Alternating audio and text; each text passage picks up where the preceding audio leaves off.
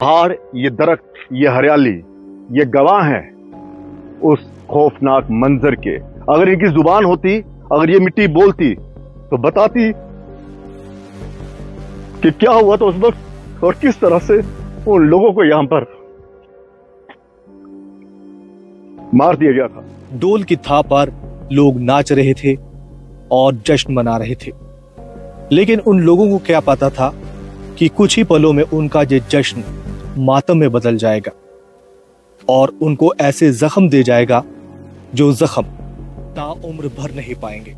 26 मासूम हिंदुओं की हत्या कर दी गई और यह स्मारक गवाह है उस जुल्म का, उस दहशत का, उस खौफ का, उस ज़हनियत का, जहां पर यह बताया गया कि हां, सिर्फ और सिर्फ जिहाद ही सब कुछ है। 19 जून 1998 का वो दिन जब डोडा के चापनाड़ी गांव में खुशियां मनाई जा रही थी। डोल की थाप पर लोग नाच रहे थे और जश्न मना रहे थे, लेकिन उन लोगों को क्या पता था कि कुछ ही पलों में उनका ये जश्न मातम में बदल जाएगा और उनको ऐसे जख्म दे जाएगा जो जख्म ताउम्र भर नहीं पाएंगे। इस समय हम डोडा जिले के चापनाड़ी गांव में मौजूद हैं और ये जो आप स्मारक देख रहे हैं, ये स्मारक दरअसल उन लोगों की याद में बनाया गया है जो लोग 19 जून 1998 के दिन क्रूर आतंकवादियों की तरफ से मार दिए गए थे। दरअसल एक विवाह समारोह था, बारात आई हुई थी इस गांव में और बाराती जश्न मना रहे थे, ढोल बज रहे थे, खुशियां मनाई जा रही थी। लेकिन आतंकवादी वहां पर पहुंचते हैं और उन्होंने बारातियों को इकट्ठा किया। कुछ बाराती बस का इंतजार कर रहे थे क्योंकि जिस बस में बाराती आए हुए थे वो बस कहीं दूसरे स्थान पर लगाई हुई थी, क्योंकि रास्ता उन दिनों काफी छोटा हुआ करता था, यानी कि ज्यादा चौड़ा रास्ता नहीं, सड़क इतनी चौड़ी नहीं होती थी। कुछ सड़क पक्की थी, कुछ कच्ची भी थी, जिसकी वजह से बस चालक ने बस को दूर ही लगा दिया था दूसरे स्थान पर और बाराती इंतजार कर रहे थे बस का। आतंकवादियों ने लोगों को इकट्ठा किया कि हम फौज के लोग हैं और हम आपके साथ कोई बातचीत करना चाहते हैं, कुछ महत्वपूर्ण बिंदुओं पर हम लोगों से आपसे सलाह करना चाहते हैं, आपके साथ बातचीत करना चाहते हैं। क्रूर आतंकवादियों ने उन लोगों को एक लाइन में इकट्ठा किया और उन लोगों के ऊपर ताबड़तोड़ गोलीबारी शुरू कर दी और उस गोलीबारी में आतंकवादियों ने 26 हिंदुओं को मौत के घाट उतार दिया। इन 26 लोगों में बच्चे भी थे, बुजुर्ग भी थे और आज भी ये स्मारक ये पूछता है कि आखिरकार इन 26 हिंदुओं का क्या दोष था। खैर, इतने सालों बाद काफी बदलाव इस इलाके में आ गया है, विकास के कुछ काम भी हुए हैं, लेकिन ये जो स्मारक है ये आज भी हमें उस बर्बर हत्याकांड, उस नरसंहार के बारे में याद दिलाता है कि आखिरकार जो हत्याकांड, जो नरसंहार हुआ था, आखिरकार उन हिंदुओं का क्या दोष था, उन लोगों का क्या दोष था जो बारात में जश्न मना रहे थे। उनको क्या पता था कि जश्न मातम में बदल जाएगा। 90 का वो दौर जब आतंकवाद अपने चरम पर था। कश्मीर से होते हुए ये आतंकवाद डोडा, किश्तवाड़, भदरवाह में अपने पैर फैला चुका था और कई ऐसे हत्याकांड हो चुके थे जो बता रहे थे कि टारगेट किलिंग जो है वो किस तरह से की जा रही थी। 19 जून 1998 को, जैसे मेरे सहयोगी नरेश ने बताया, कि एक ऐसा नरसंहार हुआ जिसने पूरी दुनिया को हिला दिया। 26 मासूम हिंदुओं की हत्या कर दी गई और ये स्मारक गवाह है उस जुल्म का, उस दहशत का, उस खौफ का, उस ज़हनियत का, जहां पर यह बताया गया कि हां, सिर्फ और सिर्फ जिहाद ही सब कुछ है। आज भी उस खौफ और उस मंजर को बयां करता है कि किस तरह से लश्कर तोयबा, हिजबुल मुजाहिदीन के आतंकियों ने इनकी जान ले ली। जिहाद उनके सर पर इस कदर हावी था कि उन्होंने विश्वास की आड़ में इन लोगों को इकट्ठा किया था और फिर ताबड़तोड़ जो है गोलियां चला दी। खुशियां पल में ही मातम में बदल गई।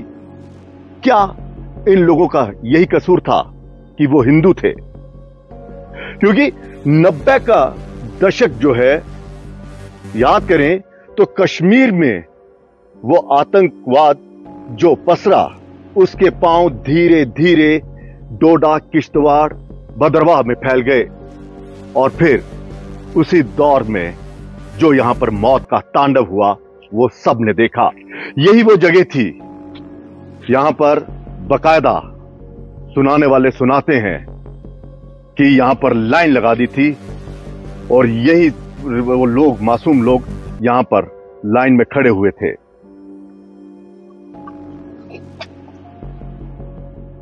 आतंकवादियों ने जब गोलियां चलाई तो कई मासूम वहीं पर मारे गए। चीखते चिल्लाते हुए लोग कि आखिरकार ये हुआ क्या है। वो तो बारात में आए हुए थे। पल भर के लिए ऐसा लगा कि ये शायद बारात में कोई जश्न का माहौल, लेकिन जिस तरह से आतंकवादी गोलियां ताबड़तोड़ बरसा रहे थे, उससे जो माहौल था खुशियों का पूरी तरह से बदल गया और चीख पुकार मचने लगी। आसपास के जो लोग थे वो मौके पर पहुंचे, दौड़ते भागते, और जब वहां पर देखा तो मंजर ऐसा था कि बयां शब्दों में किया नहीं जा सकता। ये पहाड़, ये दरख्त, ये हरियाली, ये गवाह हैं उस खौफनाक मंजर के। अगर इनकी जुबान होती, अगर ये मिट्टी बोलती तो बताती कि क्या हुआ था उस वक्त और किस तरह से उन लोगों को यहां पर मार दिया गया था। और ये जो चीजें हैं, लोग कहते हैं कि भुला दी जाए। मुझे लगता है कि ये भुलाना बेवकूफी होगा। इस नरसंहार को याद करना है, लेकिन लोगों को बताना है कि किस तरह से यहां पर मौत का नंगा नाच जो है वो खेला गया था। लेकिन दाद देनी होगी उन लोगों को जिनके परिवारों के लोग मारे गए और जहां पर बारात आई थी, जिनके घर में शादी थी, आस पास के लोग, पड़ोस के लोग, वो आज भी यहां पर डटे हुए हैं। उन्होंने कोई पलायन नहीं किया।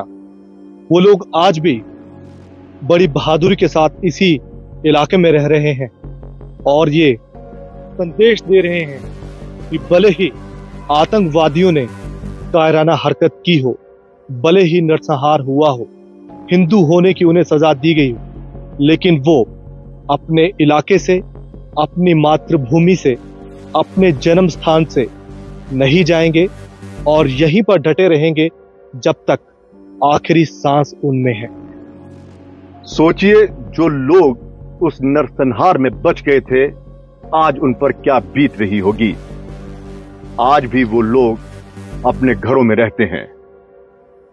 हमने उस गांव में जाना चाहा, लेकिन कुछ ने हमें समझाया कि आप जाओगे तो उनके जख्म जो हैं वो हरे हो जाएंगे, क्योंकि उस दौर को याद करते हुए वो परिवार कहीं ना कहीं उस समय में चला जाता, उस काल में चला जाता है जब ये खुशियां जो थी गम में बदल गई।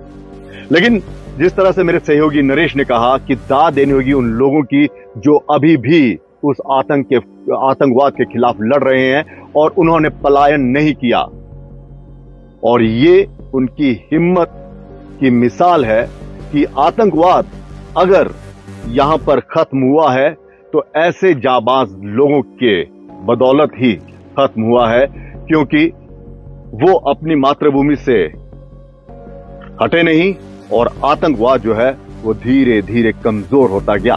लेकिन सवाल ये है कि कौन वो भेदी था जिसने उन आतंकियों को पूरी जानकारी दी थी कि यहां पर बारात जो है इकट्ठी हुई है, क्योंकि उस वक्त ये रोड आगे तक नहीं था और जो गांव है धनोट, कौन सा गांव बताया जा रहा था, धनोट और भागवा वैसा गांव है, वो वहां के लोग थे।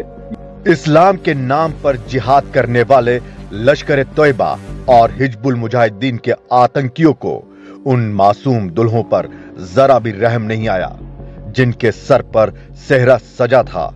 जालिमों ने उनको भी मौत के घाट उतार दिया। अब सोचिए, 2 बारातें और लोग जश्न मना रहे हैं, तो कोई ना कोई तो भेदी था यहां पर जिसने पूरी रेकी की थी और बकायदा उनको इन्फॉर्म किया था। कुछ स्थानीय लोगों से हमारी बातचीत हुई और उन लोगों ने पूरी कहानी हमें बताई ऑफ द रिकॉर्ड। हम उन्हें कैमरे पर भी ला सकते हैं, लेकिन हम उनकी पहचान को जाहिर नहीं करना चाहते, उनकी पहचान को गुप्त रखना चाहते हैं। हम उन्हें कैमरे पर लाना चाहते थे, लेकिन फिर हमारे जहन में आया कि नहीं, इनकी पहचान जो है वो गुप्त ही रखी जाए तो अच्छा है, क्योंकि आतंकवाद जो है वो इतना क्रूर है, उनमें आतंकवादियों में जरा भी मानवता नहीं है, जरा भी उनमें रहम नहीं है। उनको सिर्फ और सिर्फ खून, हत्या और मौत का तांडव ही पसंद है। क्योंकि जिहाद के नाम पर जो आतंकियों ने यहां पर मौत का नंगा नाच यहां पर खेला है, उसकी आड़ में वो उस ज़हनियत को दर्शाता है कि ये हिंदू जो हैं वो काफिर हैं। जिहाद जिस तरह से उस दौर में उस जिहाद के नाम पर जो नरसंहार हो रहे थे, वो उसी को बयां करते हैं। लेकिन अब सब कुछ बदल गया है। अब आतंकवाद जो है वो खत्म हो गया है, शांति है। यहां पर इक्का दुक्का घटनाएं होती हैं, लेकिन लोगों में अब वो डर, वो खौफ नहीं है। भाईचारे से लोग रहना चाहते हैं। लेकिन अब चुनावी मौसम है, तो जाहिर सी बात है ऐसी चीजें जो हैं उन्हें याद किया जाएगा। लेकिन याद भी होना ही चाहिए, क्योंकि ये बलिदान था इन लोगों का अपनी मातृभूमि के लिए। क्यों? क्योंकि यहां बकायदा जो जिहाद के नाम पर दहशत मचा रहे थे, जो आतंकवादी थे, वो यही चाहते थे कि यहां से जो हिंदू कम्युनिटी है, जो अल्पसंख्यक है यहां पर, उन्हें यहां से भगा दिया जाए। लेकिन दाद देनी होगी उन तमाम लोगों की जो यहां पर डटे रहे। और अब चुनाव है, चुनावी सरगर्मियां हैं। हम डोडा में आए हैं, यहां पर हम लोगों से बात करते हैं। आतंकवाद अभी भी मुद्दा है और अभी भी लोग ये कहते हैं कि उनके हिमायती अभी भी कहीं ना कहीं अंदर खाने में काम कर रहे हैं। और ये स्मारक, बलिदानी स्मारक, आज भी ये चीख चीख कर सवाल कर रहा है कि आखिरकार वो कैसा जिहाद था जिसने 26 निर्दोष लोगों की निर्मम हत्या कर दी।